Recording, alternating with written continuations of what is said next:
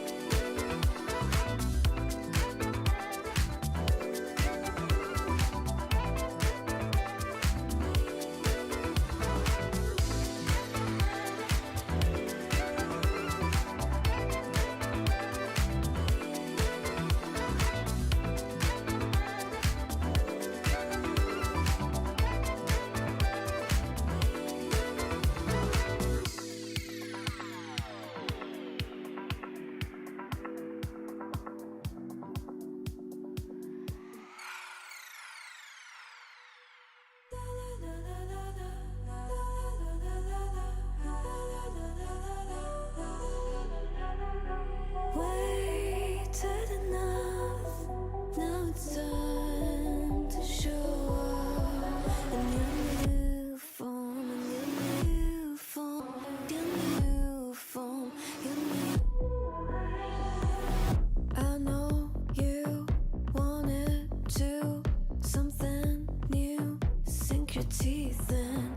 Think you had enough, but you never had it rough. We're just having fun. Someone tell him not to run. Told you I come alive when I drive through the woods at night. It's a fine line. This is yours and this is mine. Wake your hunter's mind. Tear apart what you can find. Reading no umbrella, not just Cinderella. Wanna go like hell, yeah. Show me how you get 'em. Waited enough. Now it's time to show up in your new form, in your new form, in your new form, in your new form, new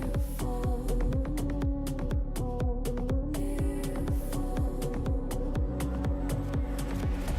Let's all spin, it's kicking in.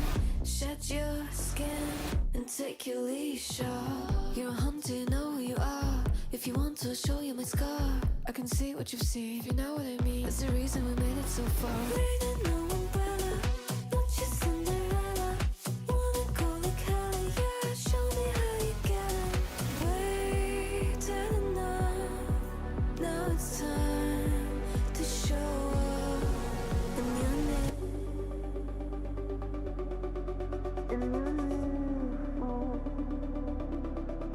In your new.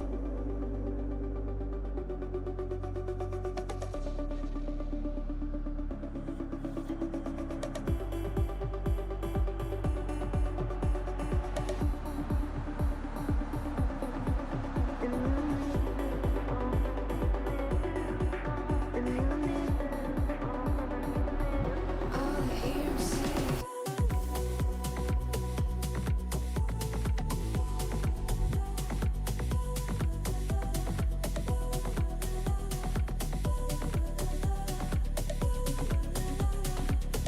All I hear him say. All they ever say. Cause you waited enough. Now it's time to show up in your new form, in your new form. It's your new form, your new. Need to go somewhere. I'm fading in the air. Can't find myself down there. I need to go somewhere to run away. To run away. To run away. To run away. To run away. To run away. How'd you fly? You are mine. All the questions in mind. How to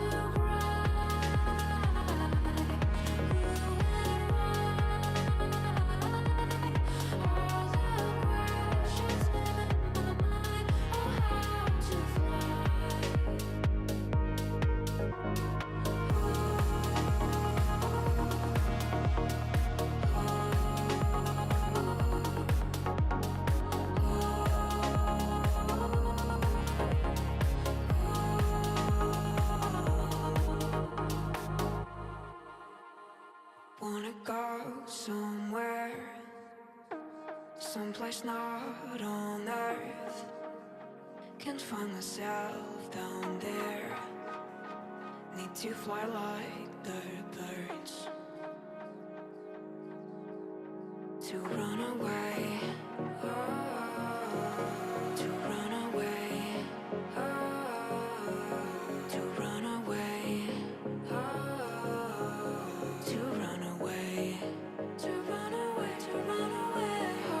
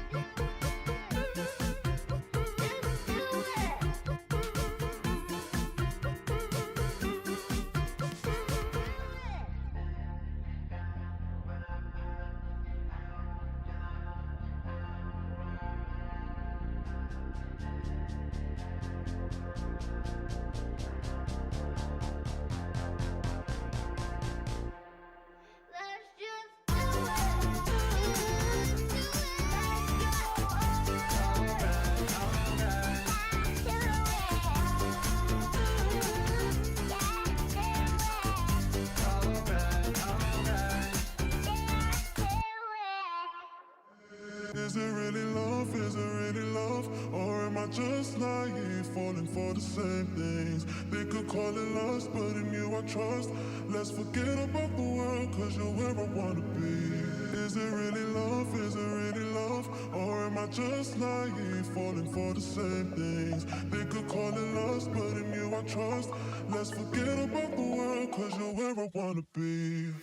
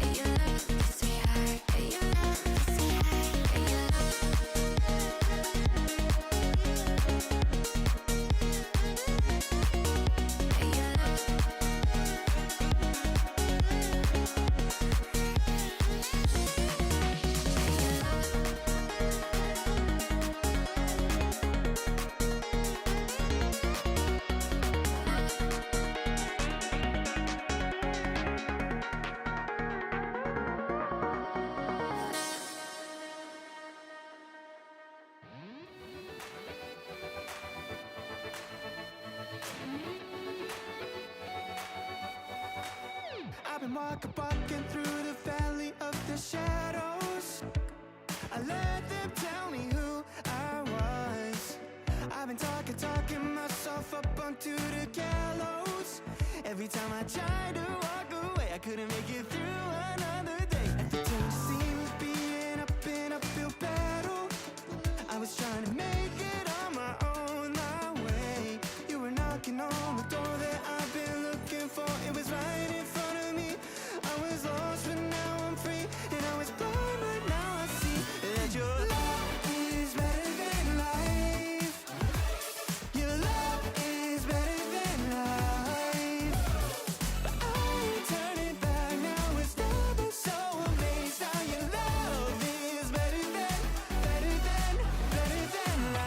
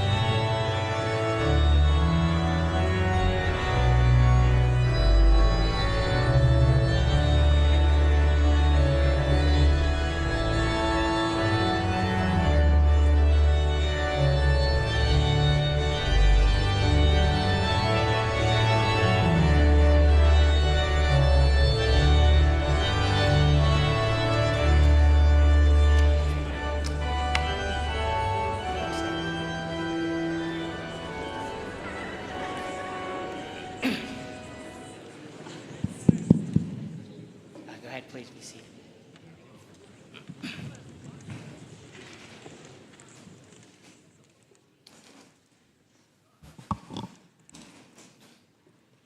Good afternoon, graduates, distinguished guests, Dean Wong, faculty, staff, and all the family and friends who are with us today and those that are watching online. Welcome to the 2025 Emory Doctor of Physical Therapy graduation ceremony, during which we will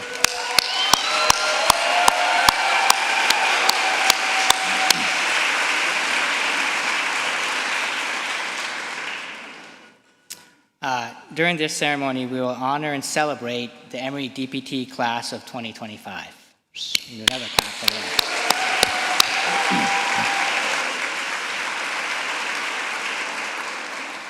that. I'm Dr. George Folk, the director of the Emory's Doctor of Physical Therapy program and the interim chair of the Department of Rehabilitation Medicine. I am honored and excited to help lead the graduation ceremony for our DPT class of 2025. There are many people that have supported you to get to this point in your journey. I would like to take a few moments to acknowledge their support of you. First, I'd like to thank our amazing faculty who have supported you throughout your time here at Emory. They are the foundation of our program. Their expertise and compassion are amazing. So thank you to our faculty.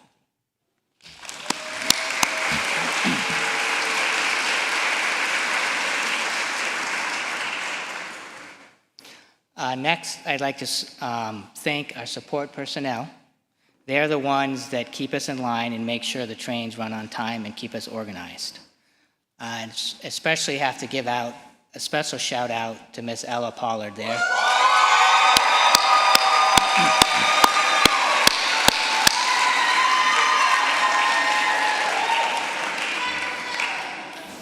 So you can see by the applause that she received from everybody here that she's really the heart and soul of our program and helps support everybody. And all the rest of our staff do that as well. But most importantly, I'd like to thank all our family and friends of our graduates who are here today. Obviously, you guys play the biggest role in helping your loved ones, your spouses, your children to get to this point. So really thank you for all you've done to helping them support and achieve their vision. So thank you.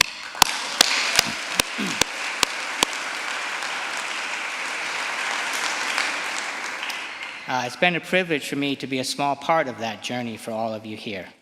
I still remember that first day when you had orientation. That was actually my second day here at Emory. So I was just also getting to learn about Emory and getting to learn about all of you. So again, thank you so much for letting me be a small part of that journey. It's really exciting to see all your growth in the past 3 years. It is today during commencement, right? So graduation ceremonies are referred to as commencement exercises because today is the day that you commence to take the next steps in your journey as a healthcare provider. This is exciting and maybe a little frightening at the same time. However, the education you garnered here at Emory, combined with your own grit and compassion, have prepared you well to enter the clinical practice. You possess the foundational knowledge, skills, and attributes to become a successful doctor of physical therapy, to help serve your patients and your communities. We know you're ready, and we hope you'll stay in touch and share your accomplishments with us. Again, congratulations.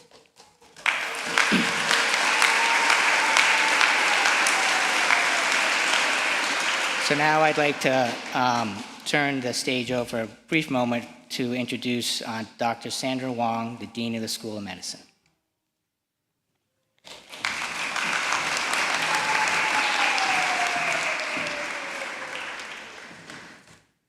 Well, good afternoon.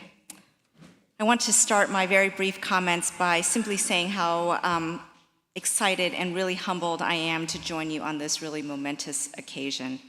I'm so proud of our graduates today. It's really amazing to look out at all of you and see a wonderfully passionate and compassionate group of new physical therapists. We're here to collectively celebrate your accomplishments, and I know that you represent the best of Emory. It's worth noting that we have one of the very top physical therapy programs in the country, and we are really top-notch in education, research, and clinical practice. I'm proud to say that this program is truly innovative, collaborative, and compassionate. And we can cite a lot of things about our vision and mission, but at the end of the day, it's about our people and our culture. The students are the heart of everything we do, and at this time of year, it's so exciting to see our students become our colleagues. So remember all the lessons you've learned here. Most importantly, remember that we are about lifelong learning. Learn from your patients, learn from your peers. We learn when things go right because it affirms things that we know. Also remember to learn when things don't go exactly as planned. Remember to stay curious. We will do it better next time. So graduation, as Dr. Folk said, is really just the beginning. And I know you're ready. I'm so excited to see how you will all go forth and change people's lives. You'll make a difference for your patients, and you'll make a difference for our communities. I know that you will succeed. Thank you very much. Congratulations.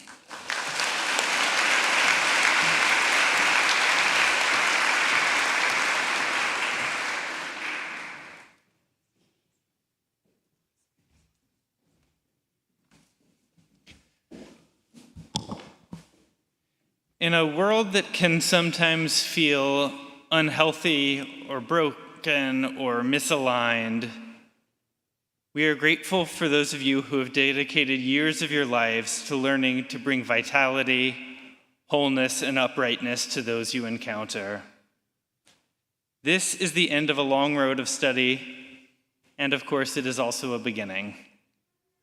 Our sacred teachings assert that such places that represent being in between moments of transition in life, they are holy places, full of blessing and worthy of our gratitude. So, inspired by the words of the Psalms, Hine matov umanayim shevet achim gam yachad, how good and how pleasant it is for brothers and sisters to be together, I invite you graduates to look around at each other. Do it, it's okay, it's a little awkward. Look at your classmates, look at your teachers, and then let your gaze sweep beyond those nearest to you and see the family, the supporters, those who are here to celebrate you. How good and how pleasant it is to be together. And of course, in such moments, we also remember those who are not here, those who are geographically distant, and those who have moved on from this world. We welcome in their loving presence. They have shaped us, and even in their absence, they are here with us. So before we jump into commencement exercises, we take a moment to express our hopes and our gratitude in the words of prayer. Dear God, bless us in this gathering. Allow the pride and the gladness to spill forth beyond this space. Our cups are overflowing. Give these graduates who have dedicated their time and their energy to the study of physical therapy the surety and the confidence to do what they have been trained to do. Give them patience in unsteady times. Give them strength and fortitude so that they can transmit the sense of resilience to those they serve. Whether we are religious or not, allow us to have faith in humanity's goodness. Help us believe in the possibility of people helping people. Remind us that we all have a role to play in fixing the brokenness of the world. May our graduates, each in their own way, set about in doing the holy work of fixing. And let us say together, Amen.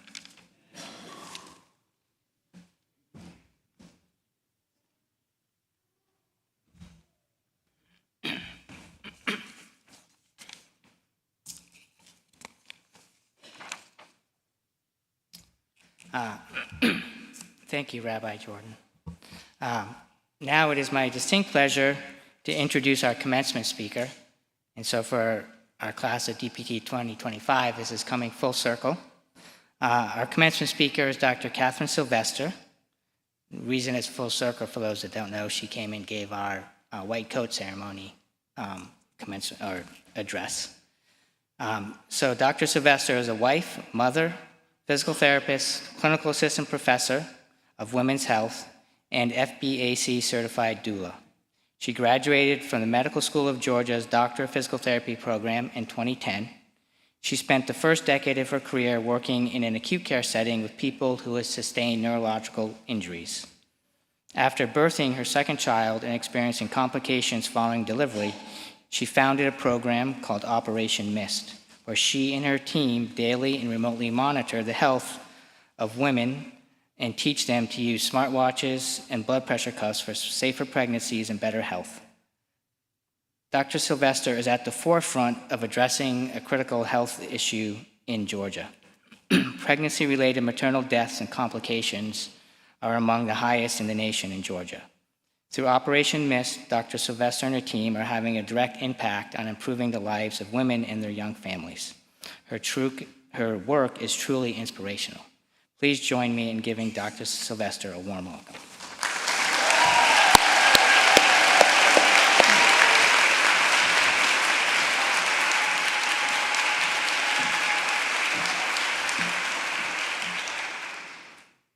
I got a feeling. Ooh. Y'all, I do not sing outside of the shower, but I am so excited and so proud of you all for graduating today. Congratulations. I've been thinking about talking with you, and I'm so excited because 3 years ago, you bet on a profession that you had no idea what it was going to look like at this moment. But I'm telling you that it looks even better today than it did back then. There are so many opportunities week after week. I'm getting text messages, we'll pay you $4,000 a week, $7,000 a week, $10,000 a week to do this work, to love patients, to help them get better. Y'all are you're about to enter the very best profession on the planet, and I am extremely excited for you. So thank you for having me again. I'm completely honored. So I actually want to start out today by playing a game with you, and you have to talk back to me, okay? Everybody is welcome to, of course, but this game is called Would You Rather. Have y'all ever played that before? Oh my gosh, y'all have played? Okay, so my son and I play every single day of the summer, and a lot of the times I don't like it because I'm like, man, these options are really not good options, right? So we're going to play, though, and I want y'all to play with me. So, would you rather eat cockroaches or caterpillars? That was fast, okay. Would you rather have a sunburn or a frostbite? Okay. Would you rather be bitten by a dog or stung by a wasp? Okay. Would you rather have the job that you love and not get paid well, or be really, really rich and not like your job?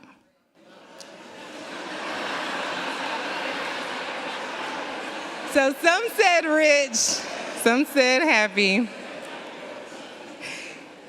So I have a question for you. Did any of you at any time want to say neither? Anybody raise your hand? Did you, with the cockroaches and the caterpillar, did you want to say, I don't want to do either one of those, right? So I love that you played along with me, and I appreciate it. But in the game of life, I encourage you that if the answer is neither, that you create the solution, you create the environment that you want. Because my son and his friend were actually talking about that very last question that I asked you, and my son said, instead of settling, I would just create what I wanted and then compensate myself really well for it. And I was like, go on, Victor.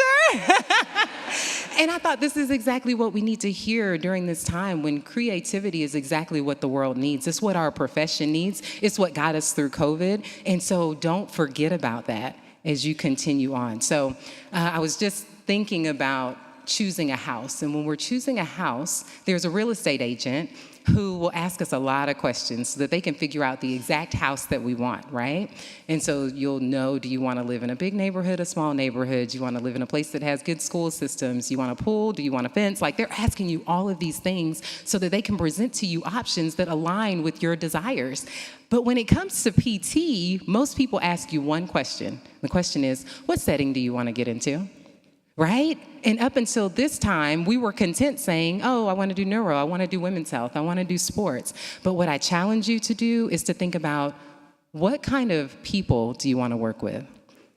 What type of coworkers do you want to interact with? What type of boss do you want to negotiate with? What type of impact do you want to make on the world? And so some of you probably have already made decisions about where you want to work.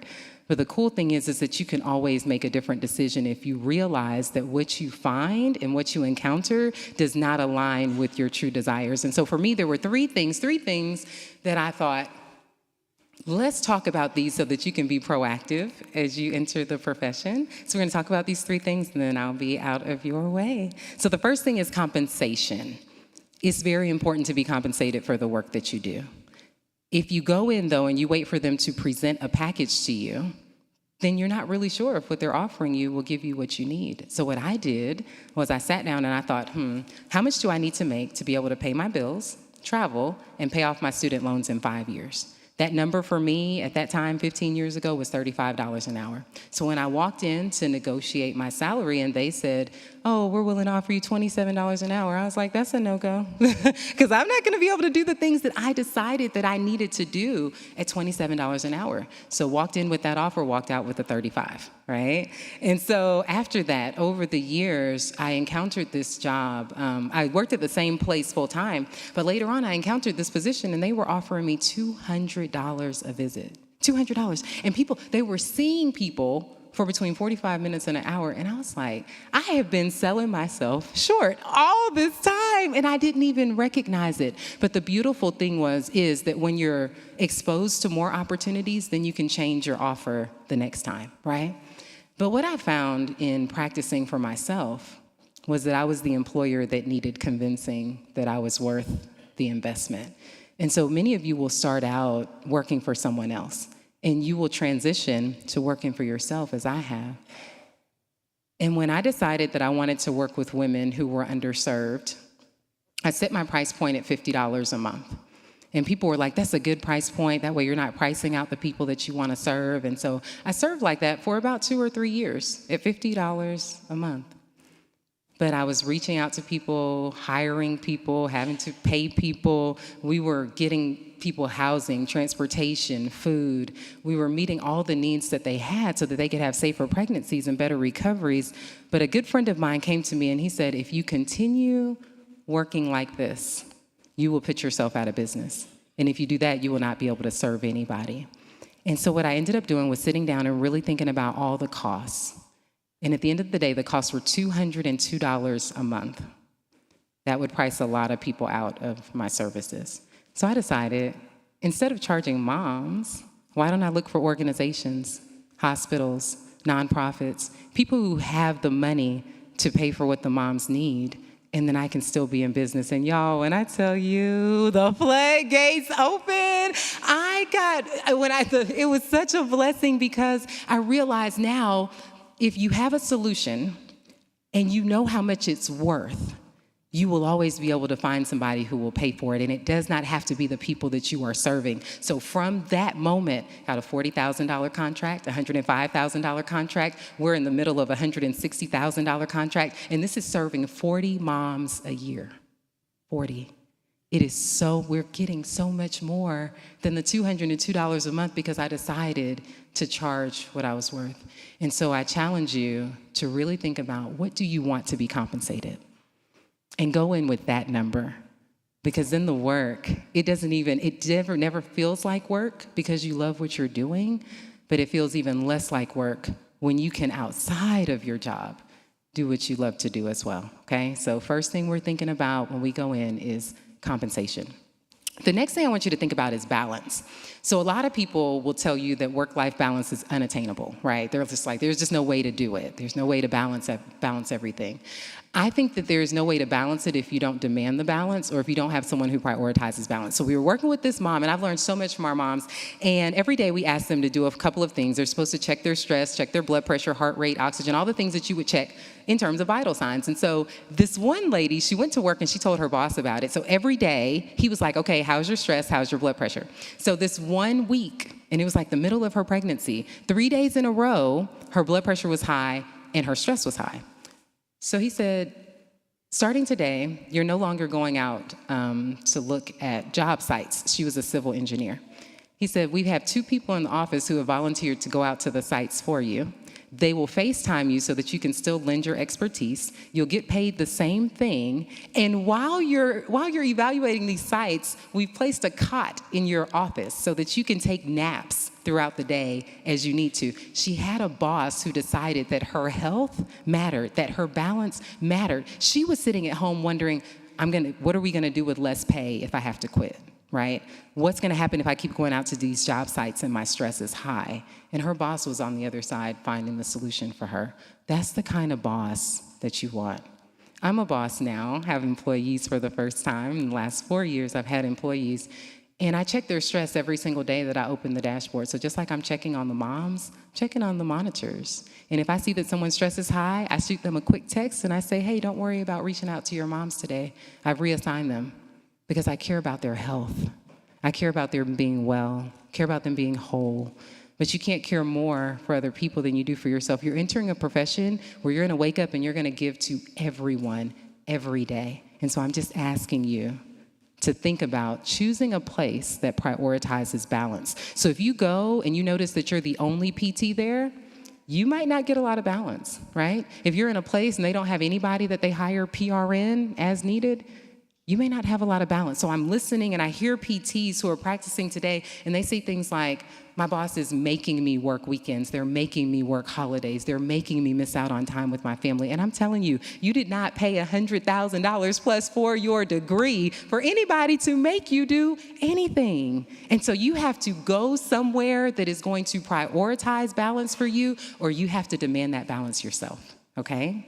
The third thing I want to talk with you about is autonomy. So as PTs, doctors of physical therapy, you have autonomy, and you have to use that autonomy to make the best decisions for your patients. We had a mom, and this was one of the most incredible stories I have encountered since leaving the hospital. She was 36 weeks pregnant, and she went in for an ultrasound, and they told her that her baby's stomach was big. And because the baby's stomach was big, and it was like in the 4th percentile big, they wanted to go ahead and surgically deliver the baby at 36 weeks. Now, for those of you who don't know, we're trying to at least make it to 40 weeks, right, full term. But so she's at 36 weeks. She's offered a surgical delivery. But when she said she didn't want to do that, they were like, well, the other option is for us to check on the baby twice a week until week 39. So she was like, okay, well, she didn't really want to do that either. She just wanted to let the baby stay in as long as she was healthy and as long as the baby was healthy. So she expressed that to her providers, and they let her do it until 39 weeks. And they said, look, if you don't let us have the baby, we're not going to see you anymore. And so at 39 weeks pregnant, we helped her find a provider who would see her. We are not going to force anybody to make decisions that they do not want to make if there is not a health concern. So at 40 weeks, she goes in for her next ultrasound. Baby was completely healthy. At 42 weeks, she delivered her baby vaginally with no complications. And so you think about it, this woman stood by her belief in her body, and she took her autonomy, her bodily autonomy, seriously. What we're seeing right now, because a good friend of mine and I are trying to get physical therapists and occupational therapists into labor and delivery, because we feel that if we're there, less people will be discharged without the resources, the equipment, the social supports that they need when they have vital signs that require more help. And so we thought it would be a great idea. We train PTs, they go into L&D, everything works itself out. What we're finding is that PTs are being asked 2 things. 1, not to take vital signs. Because if you take the vital sign and then you document the vital sign, then the person has to stay if the vital signs indicate that they're not safe to go home. The second thing that we're finding is that if they're allowed to take vitals, then they're being asked not to put them into the chart. So you would think, why would somebody do that, right? Why would someone ask you to do something that's not safe? Especially when that something takes less time than it takes for you to brush your teeth every morning, right? There are some PTs who are like, I just have to do what I need to do to keep my job. There are other PTs who are like, I'm just gonna leave because I can't sit around and allow a death to take place on my watch. Because when we talk about maternal deaths, 89% of the deaths that are taking place in Georgia have been deemed preventable. And every single cause of death can be detected with a thermometer, a glucometer, a pulse oximeter, a blood pressure cuff, and a tape measure. So these things cost less than $100 total. It takes less than 2 minutes to assess, and yet we're being asked to not use the autonomy that we've been given, that we've earned, right? And so I want you to not only think about what job do I want, but you also have to think about what will I not stand for, right? What would make me pivot? One of my favorite stories in the Bible are of the Hebrew boys, and they're, thrown into the fire because they refuse to bow to the king. And what I love, their message is so strong because what they're saying is, no matter what you want to do to me, you do not have dominion over this. And that's what you have to decide. Nobody has dominion over you or your choices except for you. Because at the end of the day, if you make a decision that is not the right one, your patient could be harmed, your license could be lost, and you could lose your peace of mind and your passion for the profession. And none of that is worth it. And so, as I come to a close, I want to do another thing. I want to do something else with you, okay? So before, I gave you two options that were equally unfavorable, right? But I want y'all to pretend like you are at the boards, like you're sitting to take your boards. And I am not a question writer, so I'm going to ask you a question. I do expect you to answer me, and it may be something that you see on the boards, but it may not be. If you had someone you were treating one day after a total knee replacement, which of the following exercises would you do? Are y'all listening? Okay. Ankle pumps, heel slides, quad sets, or all of the above? We love that chorus of answers. Yes, all of the above. Why would you do all of the above? Because your patient needs all of the above. Because it's best for them that you do all of the above. So I'm going to ask you, as you're looking for your jobs, are you looking for autonomy? Are you looking for balance? Are you looking for compensation? Or are you looking for? Are you looking for appreciation? Are you looking for belonging? Are you looking for security? Are you looking for a good environment? Are you looking for a healthy culture? Are you looking for flexibility? Are you looking for mentorship, good leadership opportunities? Are you looking for the ability to learn forever, make mistakes if you need to, ask questions if you have to, love your patients unapologetically, serve passionately? You are looking for all of the above. My daughter, a week ago, I asked her, she loves doing everything, and I said, Krista Lily, we're gonna have to choose. Do you wanna dance, sing, act, play soccer, play basketball, or swim? She looked me dead in the face and said, all of them. And I said, Chick hadn't worked the first job, and she wants to do 6 activities at once, but you all have toiled, you fought, you sacrificed, you cried, you saved. You worked for this. You earned this. So what I'm begging you to do is to pick up a neither mentality and all of the above mentality, and at the end of the day, to return to the mentality of a child that you can have it all, be it all, and do it all in life, in relationships, in your career, because you deserve it. Thank you for having me. Congratulations to you all. I am so excited and thrilled to be spending this time with you. Thank you.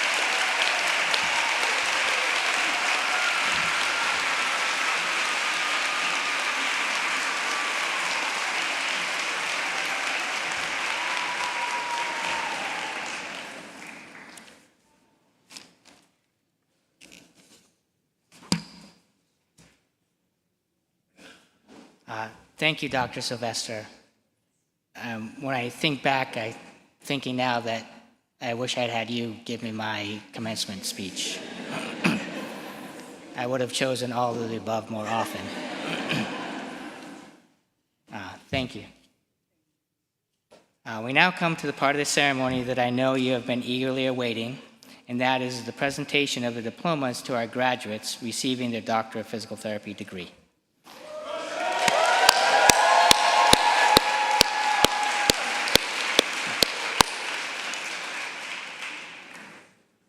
So I guess we'll start out just giving one little reminder and instructions for the last time of how we're going to proceed. So I'll be assisted by our faculty right here in front of me, Dr. Beth Davis, Dr. Peter Sprague, who's on stage, Dr. Ben Rogozinski, Dr. Deandra Melvey, and Dr. Sarah Kasten. Dr. Rogozinski, sorry, I skipped a line here. Graduates, when your row is called by Dr. Davis, see, I don't even know the instructions here. It's a good thing I wrote them down. When your row is called by Dr. Davis, you will follow Dr. Melvey to line up in order on the right side of the stage. Dr. Rogozinski will instruct you when to walk across the stage. Please stop in the center where you'll be greeted by Dr. Sprague and myself. Hand your hood to Dr. Sprague.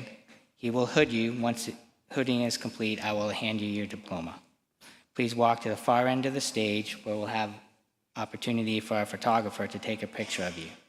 This picture will be sent to you as a small gift from the program and allows your family to remain seated and enjoy the moment instead of having to run up to take a picture. You may then exit to the stage left where you see Dr. Kasten. Finally, and this is the hardest part, and we may not actually end up doing it, we request that the audience please hold your jubilation and applause until all graduates have received their diplomas.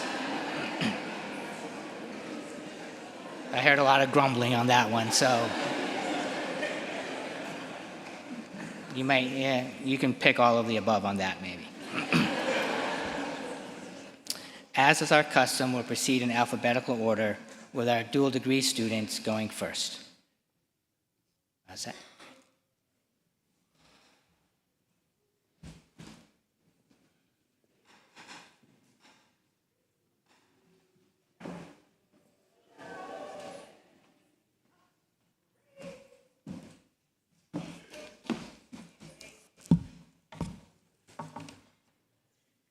Will the first row of graduates please rise and come forward?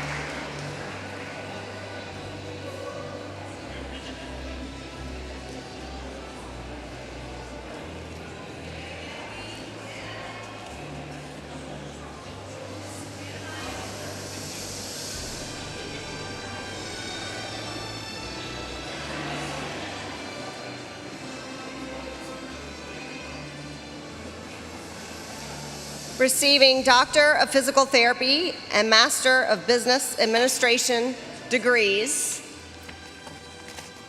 Gabrielle Scory.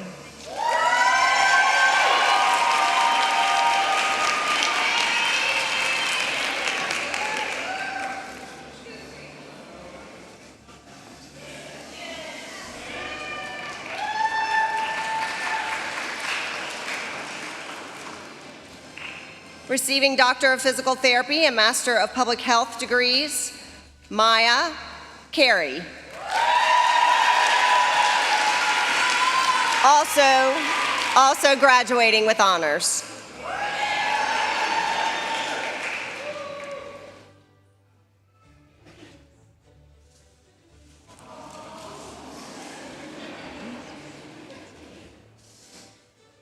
Receiving Doctor of Physical Therapy degrees, Justin Bay.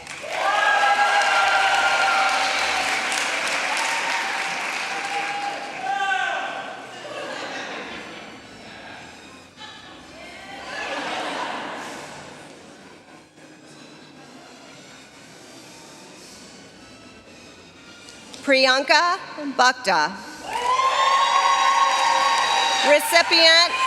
Recipient of the Director's Award for Academic Excellence, the Pamela Catlin Award for Excellence in Critical Inquiry, the Distinction in JEDI, Justice, Equity, Diversity, and Inclusion, the Frank S. Blanton Humanities and Rehabilitation Scholar Award, and the Journal of Humanities and Rehabilitation, Equity, Diversity, Inclusion, and Humanities.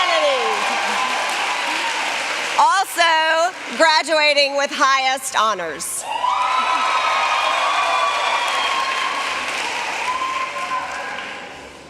Ashante Imari Booker.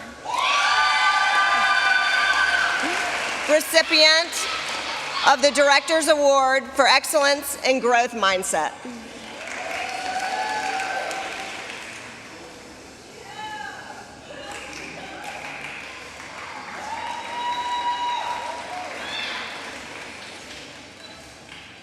Michael Cameron Buckmeyer.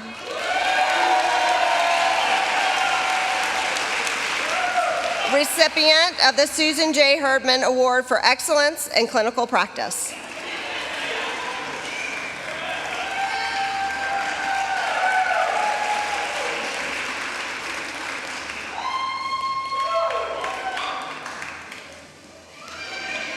Jessica Cy Karen.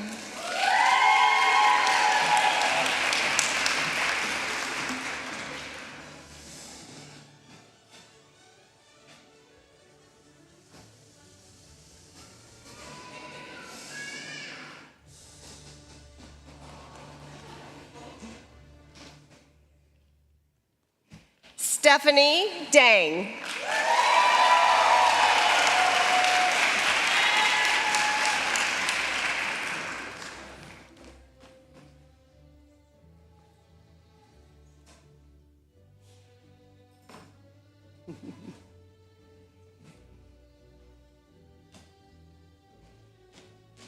Reagan Dargan.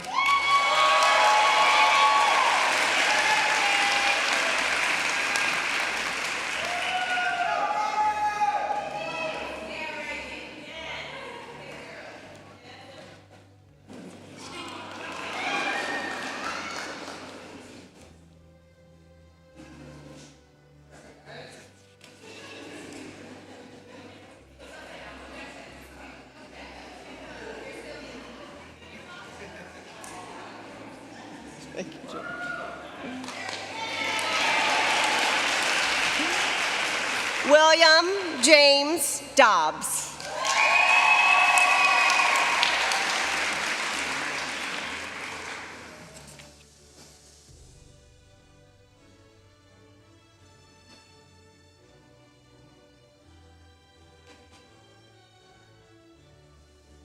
Kyle Donahue.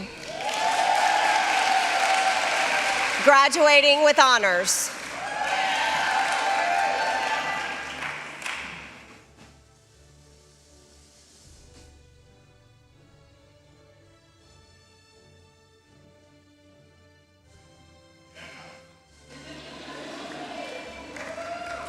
Ruofe Du.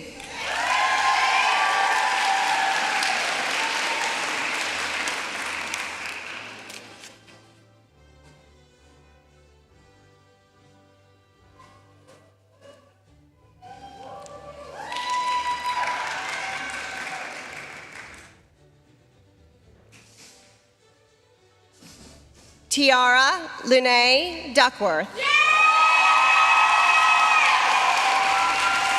Recipient of the Zohair F. Kapazi Award for Excellence in Leadership and the Distinction in JEDI, Justice, Equity, Diversity, and Inclusion Award.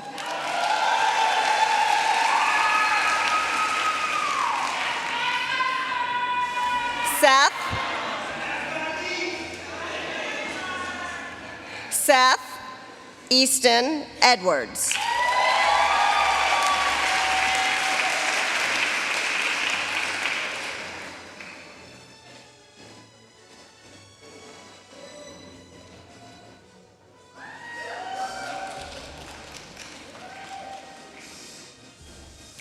Carolina Effinger. Hold on. I'm sorry. Will the second row of students please rise and come forward? Oops.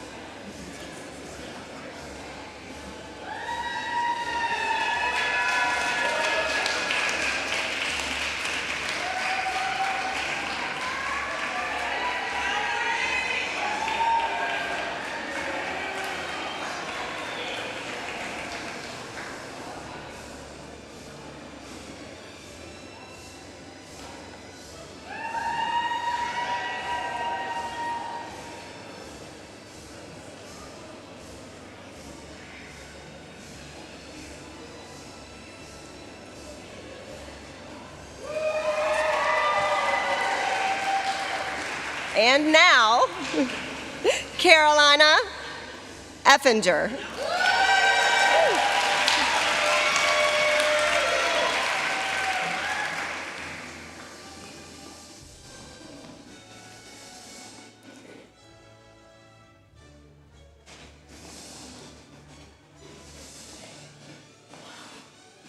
Paige Michelle Enfinger. Recipient of the Francis A. Curtis Excellence in Community Service, the Susan J. Herdman Award for Excellence in Clinical Practice, and the Distinction in JEDI, Justice, Equity, Diversity, and Inclusion.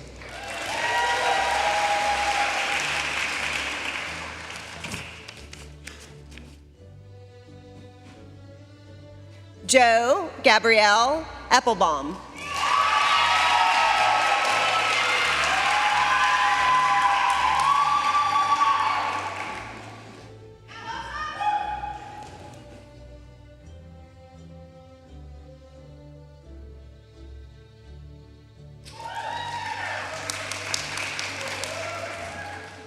Rebecca Fingerhood. Recipient of the Director's Award for Academic Excellence, graduating with highest honors.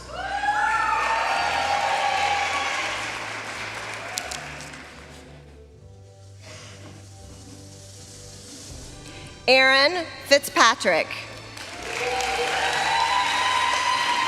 Recipient of the Director's Award for Academic Excellence, graduating with highest honors.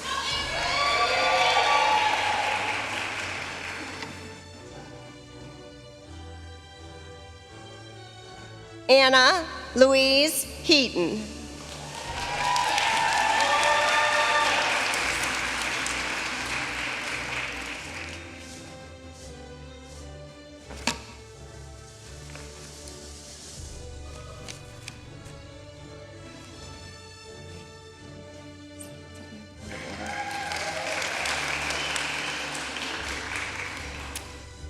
Catherine Elizabeth Hendry.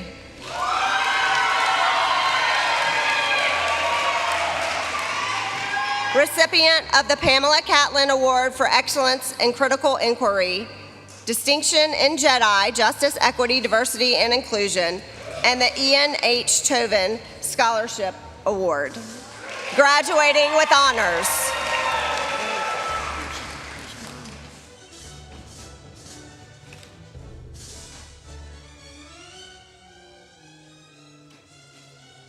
Rashid Jakupovich.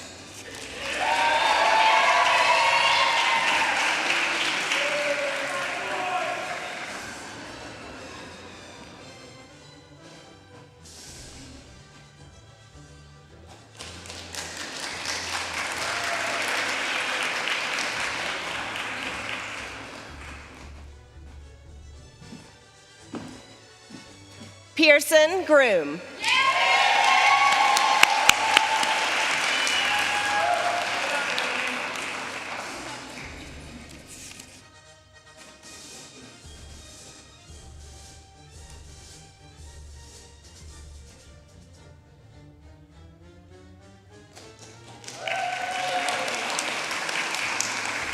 Brianna Tia James.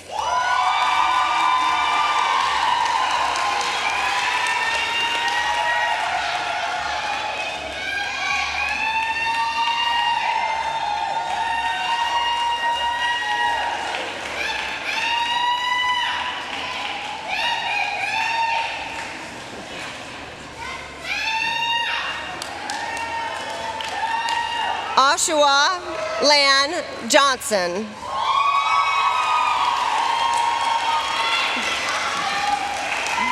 Recipient of the Director's Award for Excellence in Growth Mindset and the Distinction in JEDI, Justice, Equity, Diversity, and Inclusion.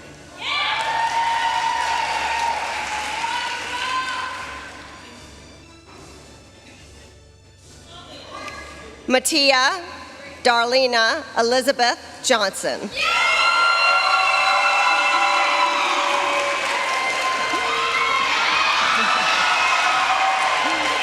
Recipient of the Johnny Morgan Excellence in Clinical Science and the Francis A. Curtis Excellence in Community Service Awards.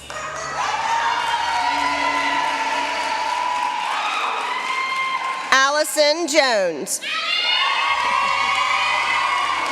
Graduating with honors.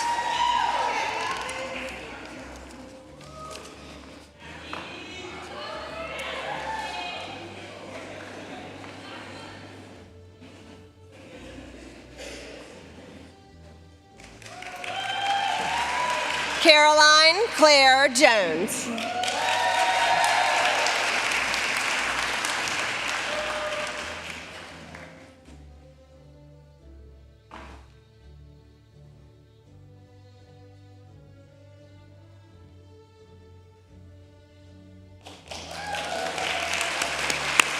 Will the next row of graduates please stand and come forward?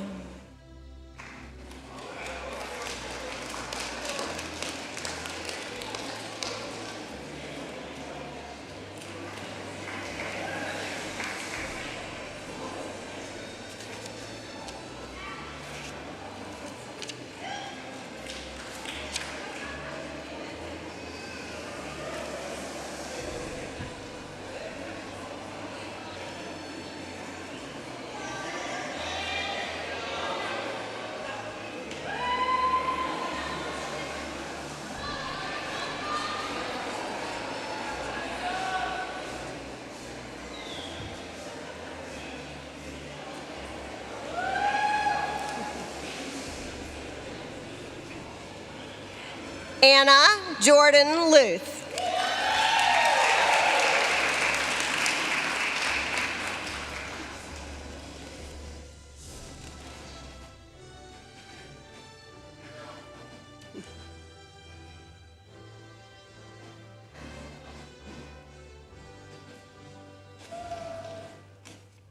Ashley Margaritondo.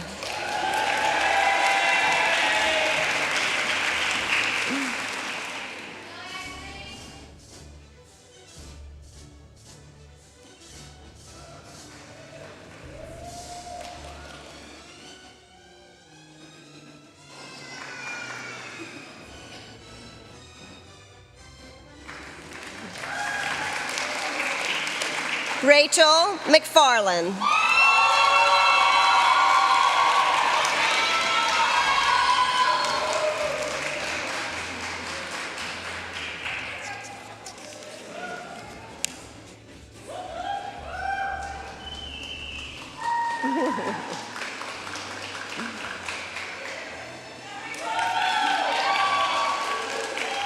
Tiara Armenta Moore.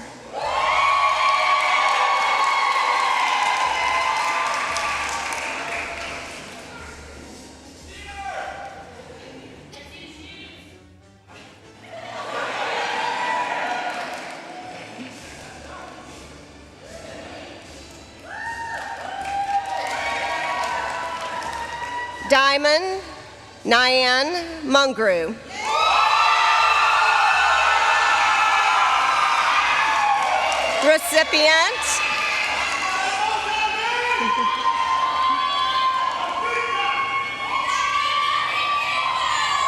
Recipient of the Zohair F. Kapazi Excellence in Leadership Award.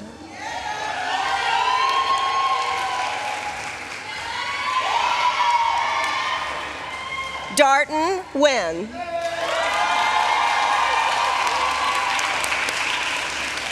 Recipient of the Director's Award for Excellence in Growth Mindset.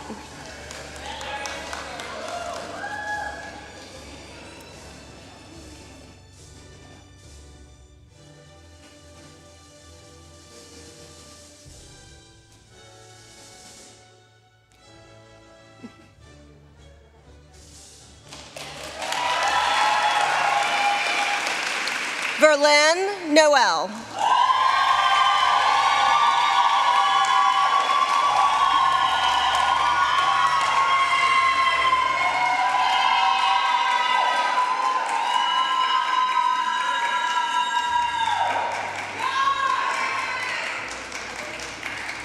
Aaron O.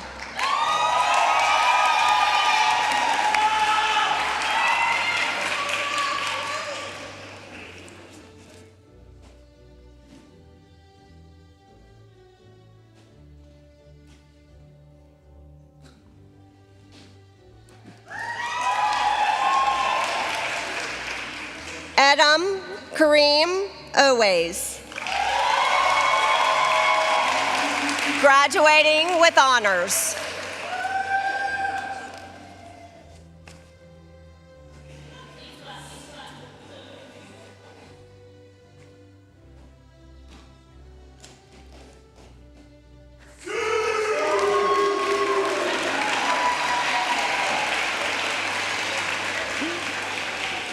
Stephen Truming Pan.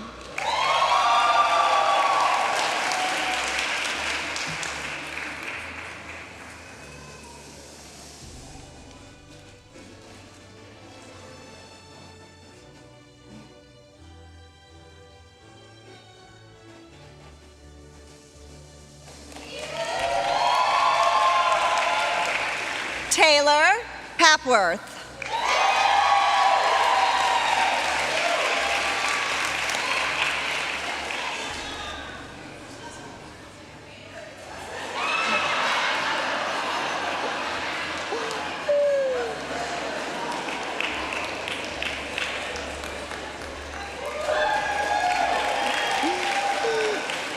Alejandra Quintana de la Torre.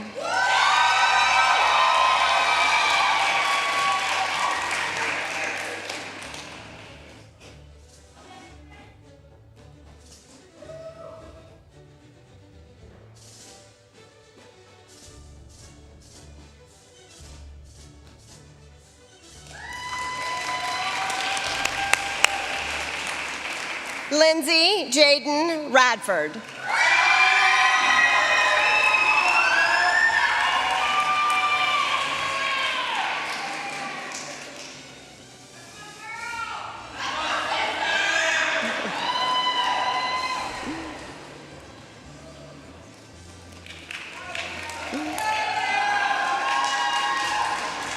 Tanya Ramirez.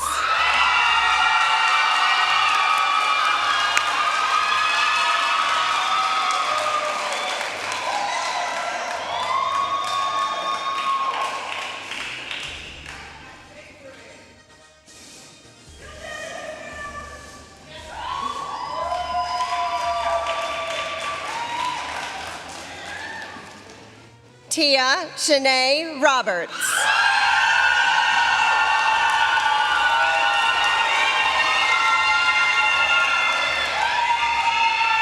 Recipient of the Distinction in Jedi Justice, Equity, Diversity, and Inclusion Award.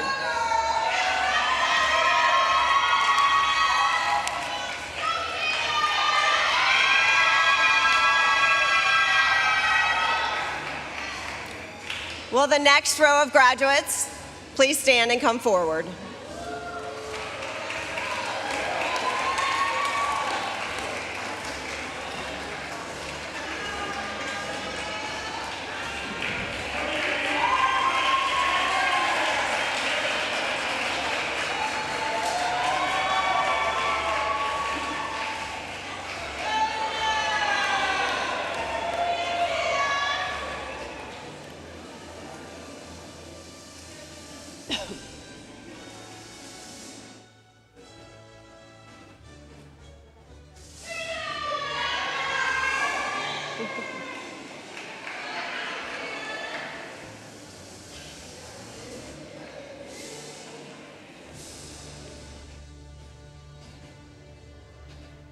Shelby Sellers. Recipient of the Excellence in Service Award.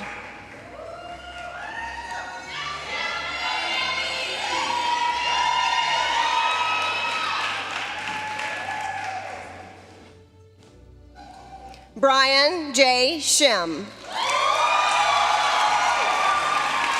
Graduating with honors.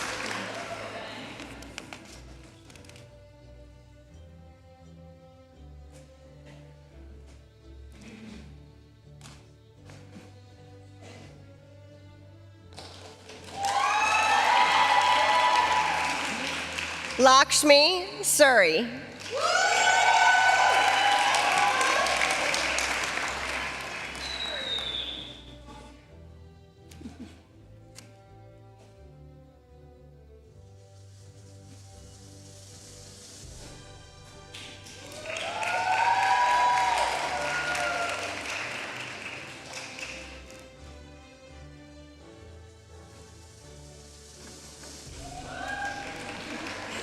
Ethan Thompson.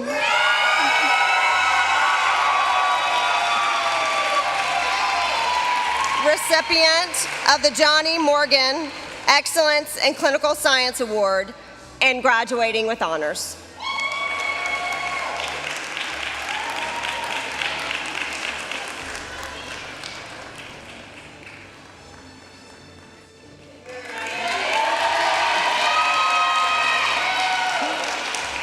Anna Leary Volts.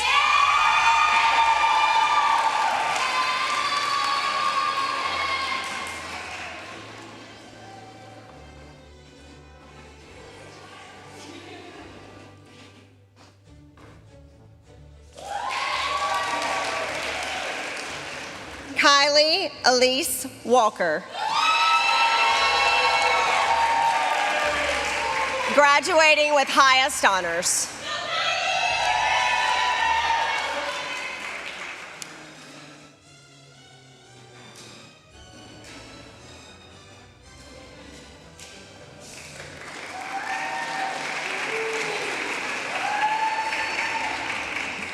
Douglas Scott Watts.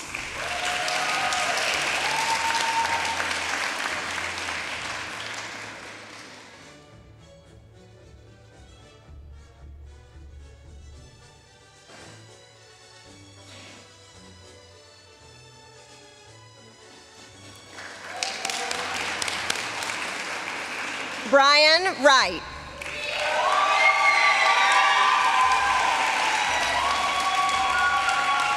Recipient of the Pamela Catlin Award for Excellence in Critical Inquiry and graduating with highest honors.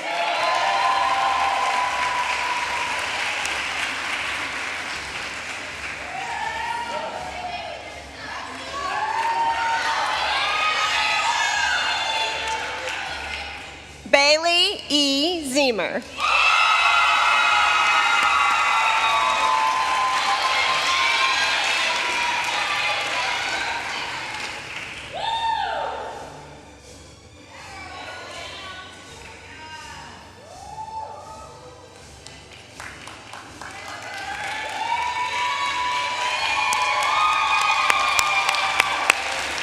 And now it is my sincere honor to be the first to congratulate the graduates in the Emory DPT class of 2025.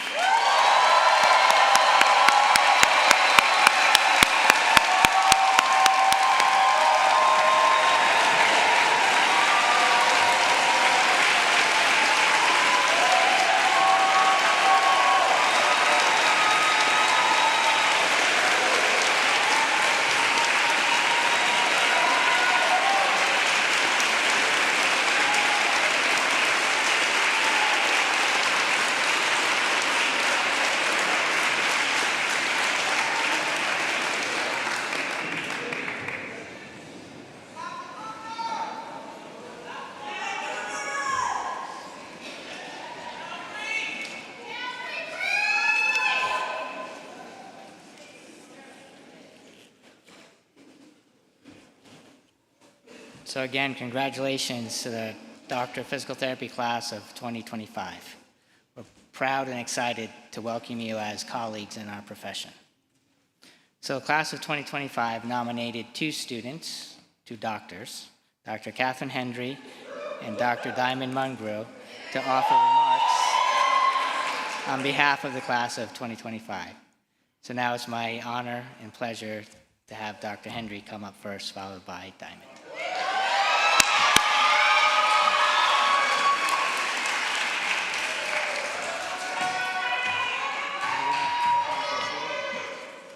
Just because it's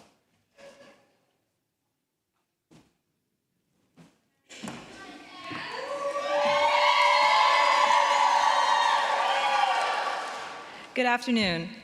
First, I want to thank my cohort for giving me the opportunity to stand before you all and speak today. I could spend 30 minutes discussing how each person in this cohort has played a role in our mutual success, whether it was Anna bringing in donuts, Priyanka explaining to everyone how osmosis works during a moment of confusion, Kyle hosting hacky sack games in the hallway, or Diamond and Tiara ensuring we get our 10-minute breaks. I will take a moment to acknowledge the work we have done to get ourselves and each other across the finish line. Y'all, we've done it.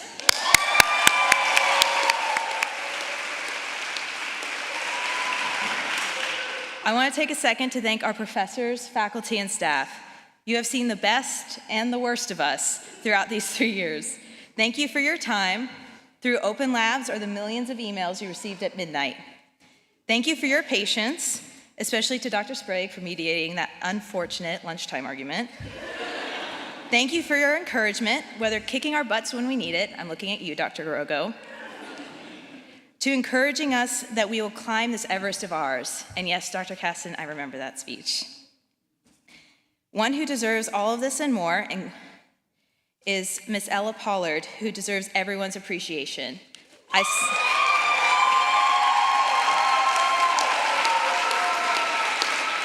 I swear her chocolates and hugs kept me from the brink a few times. Finally, I want to take a selfish minute to thank the people in my life, without whom I would not be on this stage at all. To my mother, Mary, thank you for your support throughout my whole life. From editing seamless, endless applications, to listening to me go over concepts for boards, to fulfilling the role of two parents after Dad passed. Thank you as well for gently reminding me throughout my life that PT might be a good fit for me, which I brushed aside until I came to you at 19 with a brand new idea of a career path. To my other loved ones, including my brother Carl, my sister-in-law Bo, my Aunt Pat, my cousin Tara, my best friend Kim, and my boyfriend Ben. Everyone saw Ben's white coat ceremony in anatomy labs, so we all know who he is. Thank you for your continuous support and patience throughout these 3 years. Y'all have provided a respite for me and given space and advice for me to become the best clinician I can be. Thank you also to Dr. Stephanie Land for reading my speech while I kept it a secret from my mom. To my niece Greta, thank you for letting me stay with you and your parents during one of my clinical experiences, and thank you for being silly with me. To my little cousins Abby and Ashlyn, thank you for always getting me to take a break from my studies to play games. Finally, I want to thank my grandparents, Jane, Michael, and Joe, my father, Steve, and my older brother, Michael. Though they have passed, I'm not who I am without them. I would like to have a moment of silence for everyone's loved ones who cannot be here today, though they are here in spirit. So what do you want to be when you grow up? I know this is an odd question to ask now, as many of us stand at the end of our final degree. I don't want us to think about our careers. For most of us, that is more or less decided. I want us to think about what type of person we want to be. Who do we want to be as physical therapists, as people, and as friends? For me, I want to be like my parents, neither of whom are physical therapists. My mother's motto is to leave the world a little better off than when she arrived. She continuously chooses to be kind and open and to support the people around her. By her example, she encourages the people in her life to be the best that they can be. My father stood firmly in what he believed in, and he listened to my perspective, even when it was often different from his. He protected those he loved with a ferocity I'm only now beginning to understand. He knew that sometimes it's better to stand alone if it's for the right thing. I want to be my parents' child. That's what I want to do, and that's who I want to be. I also want to be the person my little nieces and cousins look up to. I want to show them that women belong in science, that their minds, their intelligence, their spirit is not something to make smaller, that they shouldn't squeeze themselves into boxes in order to make other people feel comfortable, that people can be multifaceted, kind and strong, fiery and soft, a lover of humanities and of science. I want them to see through me that empathy and kindness and joy is powerful and beautiful, even when life can be horrible and cruel. I want to build a world for them where there is no place for hate, where injustice is a foreign concept, oppression and occupation are a thing of the past, and where everyone is treated with the respect inherent to human life. I want to build a world for them that is diverse, equitable, and inclusive.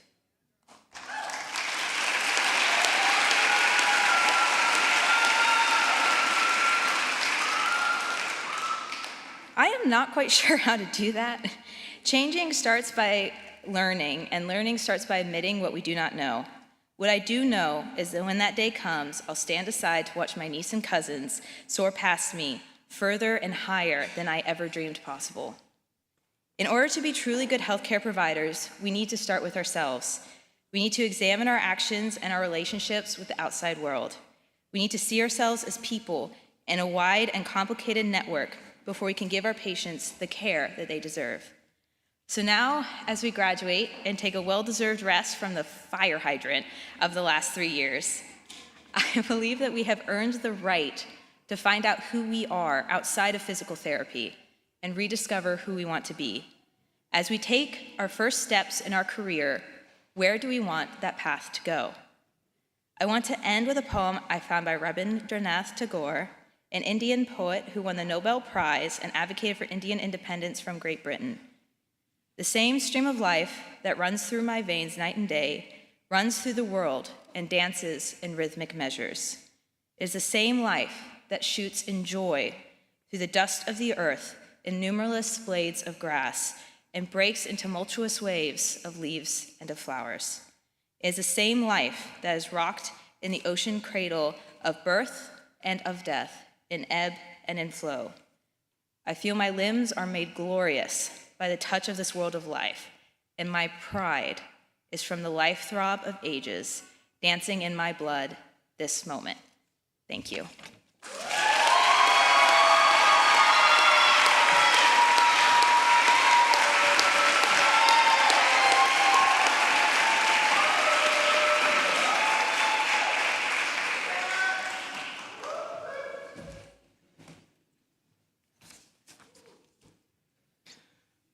Thank you, Kate. I think I wish I had you as one of my student speakers at my graduation. That was amazing. Thank you. Now I'd like to introduce Diamond Mungru, who will come up and give a speech on behalf of her classmates.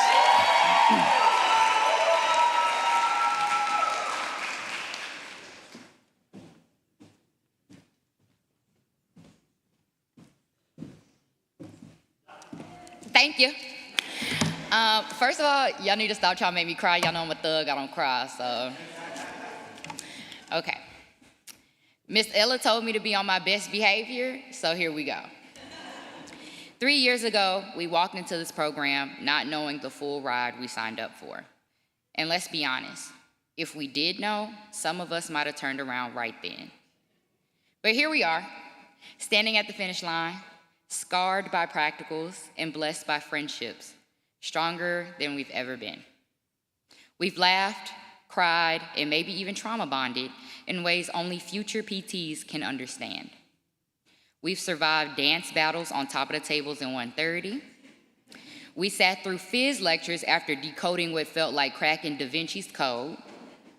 And those long nights trying to figure out if that cadaver's muscle was actually a nerve, or if we just needed more sleep. We survived practicals with Bishop's voice in our heads like she was haunting us in surround sound. There were BSPT link-ups at traffic, clipboard making parties, Matia's de-stress dance classes, and parties at Lindsay's and Rebecca's. We witnessed Brian Wright pack up and lead a test while some of us were still praying for the Holy Spirit to help. And some of us were sweating bullets. All in all, we was all still on question 2.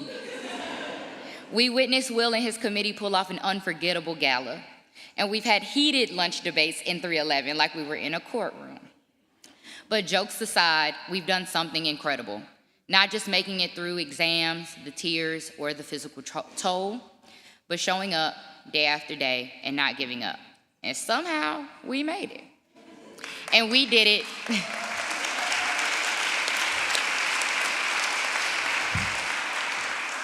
And we did that together. But here's what I want to leave you with. Besides learning how to assess gait patterns like Rogo and survive soap notes like Sharp, we picked up real lessons too. Here's one I'll never forget. Sometimes the answer is confidence. Even when you're unsure, step like you know what you're doing, whether it's a practical exam or life outside these walls. Confidence won't fix your manual therapy technique, but it'll at least get you to the other side of the room without crying. Read the room, but take care of yourself first. Every patient, every coworker, every environment will demand something from you, but don't pour from an empty cup. You can be the best provider in the room and still honor your peace, your own limits, your own needs. Balance is not optional, it is essential. Sometimes the room will need your energy, your kindness, your skill. Other times it's full of chaos and you need to exit stage left. You can't fix spines if your own is out of alignment, figuratively and literally. Protect your peace, hydrate like it's your job, and remember you're not just a clinician, you're a whole human, so act like it. So as we step into the next chapter, remember, we didn't just learn how to treat people, we learned how to show up for them, and that starts with showing up for ourselves. And lastly, to my Dominican fun girls, si se puede. Oh, now, if you'll excuse me, I got a license to earn, a nap to take, my mic is dropped, and my degree is secured.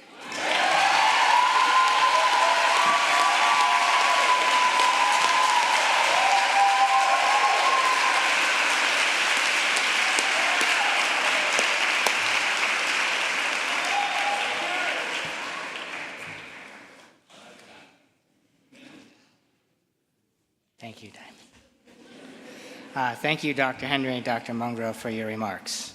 And now, I'd like to welcome DPT faculty member Dr. Beth Davis to greet you on behalf of Emory's Alumni Association.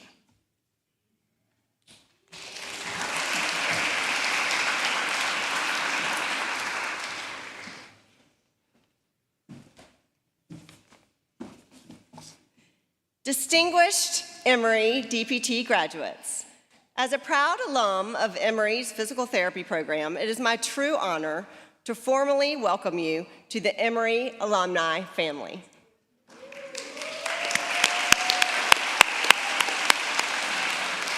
Today is a milestone you will always remember. While your time as students may have ended all too quickly, today marks the beginning of a lifelong bond.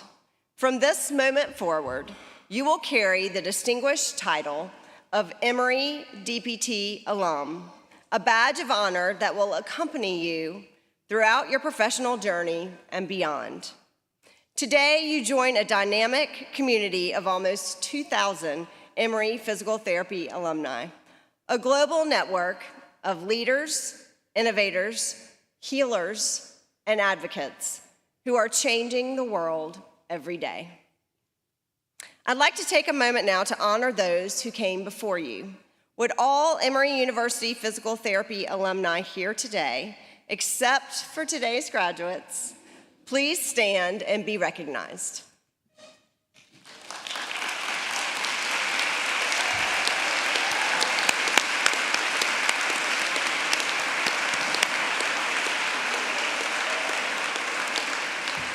Thank you. You may please be seated. Now, would the class of 2025 please rise?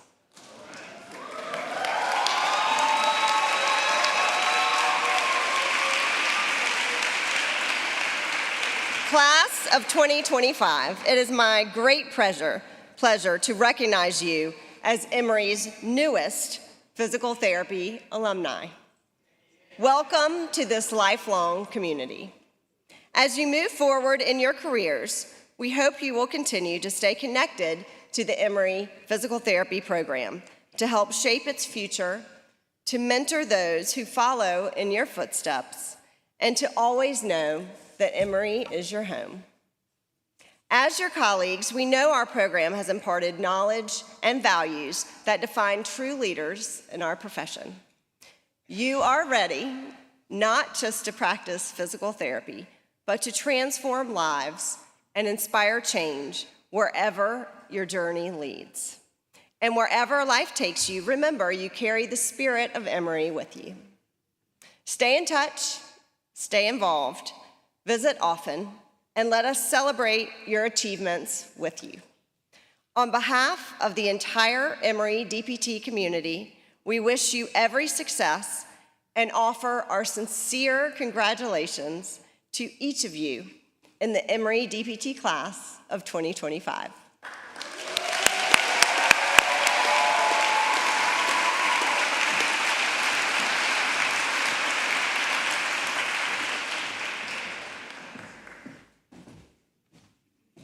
Thank you, Dr. Davis. Now we are nearing the end of our ceremony. Graduates, I'd like to offer you the opportunity to stand and applaud your family and friends who have supported you during your education and are celebrating you again today.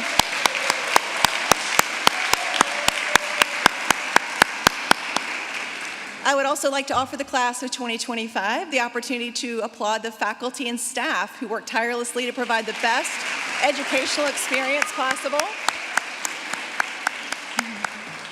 And now I'd like to take a final opportunity to allow all of us to congratulate the Doctor of Physical Therapy graduates of the class of 2025.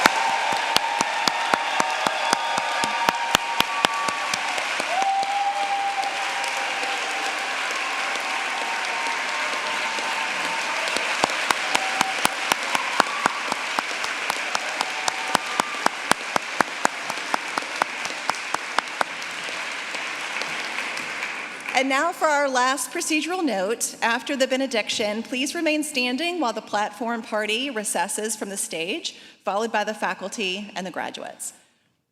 Guests of the graduates, you may exit after that. We'd like to invite everyone to enjoy some light refreshments as you leave the auditorium within the School of Medicine lobby. Graduates, please assemble upstairs and outside so that we can take a class picture in your regalia.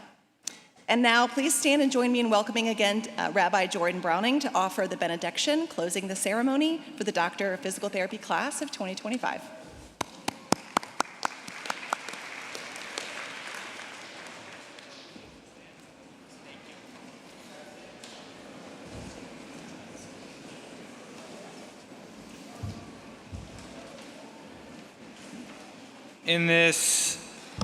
In this space for a benediction, I want to begin with a poem by one of my favorite poets, Ada Limon. I actually saw her speak in Glen Memorial Church a couple of years ago, and I won't read her poem as well as she did, but I'll do my best. This one is called The Raincoat. When the doctor suggested surgery and a brace for all my youngest years, my parents scrambled to take me to massage therapy, deep tissue work, osteopathy, and soon my crooked spine unspooled a bit. I could breathe again and move more in a body unclouded by pain. My mom would tell me to sing songs to her the whole 45-minute drive to Middle 2 Rock Road and 45 minutes back from physical therapy.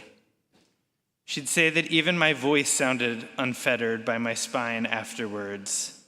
So I sang and sang because I thought she liked it. I never asked her what she gave up to drive me or how the day was before this chore. Today, at her age, I was driving myself home from yet another spine appointment, singing along to some maudlin but solid song on the radio, and I saw a mom take her raincoat off and give it to her young daughter when a storm took over the afternoon. My God, I thought, my whole life I've been under her raincoat, thinking it was somehow a marvel that I never got wet. I'll end with this blessing. May we all have the ability to properly thank those in our lives who have kept us dry. Grant us the ability to shield those we know and those we love from life's storms. And may we soon realize that our only hope in these tempestuous times is to be together, to offer each other shelter and care and kindness. And let us say, Amen. Go in peace.